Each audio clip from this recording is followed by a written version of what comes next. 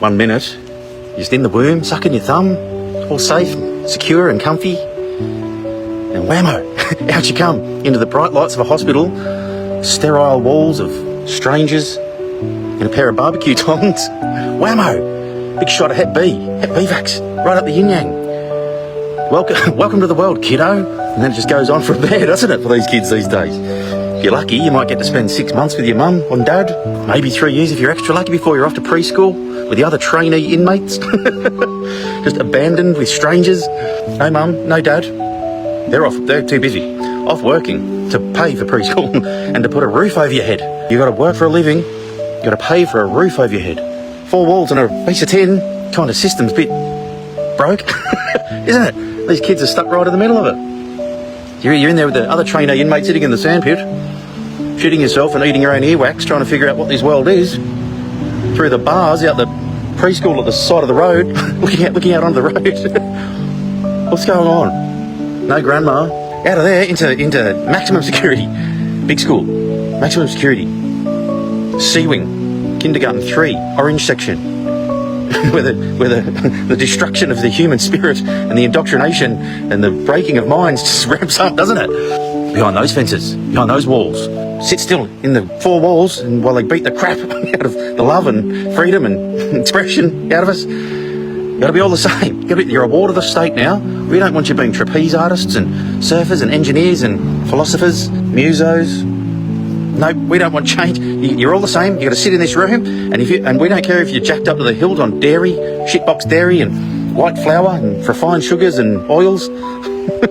We don't care. And if you don't sit still, we're going to chemically straitjacket you. We're going to drug you up until you sit still. 15 years. You look at the other kids, might as well be called Bones and D-Boy. How long are you in for? Yo D-Boy. How long are you in for? 12 to 15 hard time. And that's it. 5 days a week. 4 walls, 12 to 15 years. We're just getting indoctrinated with fake history, lies and useless information while they withhold the real information about how the world works and how we can make it better. If you're lucky, you might go to university, college. Very lucky. At least uni seems to be. Back in the day, some sort of melting pot for great minds and ideas and debate into growth and challenge and learning. Now it just seems like a cesspool of woke ideology and further indoctrination, and convincing people that they're smarter than they are and giving them a debt at the end so you can come out and pay more tax. Tax. Everybody's got to pay, so you've got to work for a living, young man. Totally unprepared for the real world, especially because all of us have been broken by the system as well. Mum and dad aren't available.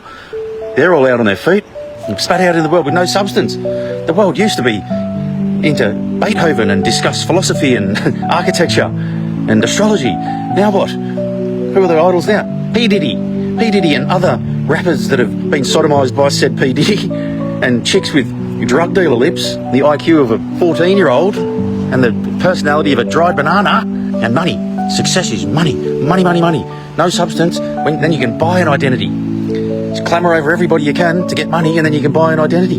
So it's that easy. It's not that easy, kids. No mention of tenacity and resilience and health and integrity, relationships, spirituality, adventure, risk. No, stay safe, make money, conform. And no wonder they're self-harming. No wonder the suicide rate's through the roof.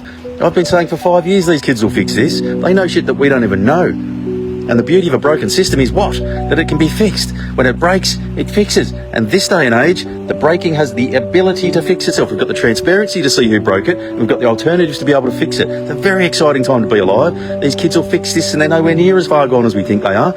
So what if they got screen time coming out the yin-yang? Education's changed. The whole world has changed. We've got to have faith in these kids. We've got to have faith in ourselves. We've got to have faith in each other. We've got to back these kids and show them leadership, stand for the truth. And to do that, how do you do that? You work on yourself. The reason the world's broken is because we got broken. We need to do the work on ourselves. Go into that old pain. Fix those old relationships. Find your version of spirituality. See through your own bullshit. Learn how to not think. Stand in your intuition. Then the world reflects that. The only reason that sick people have done this to our kids and to us is because we were sick.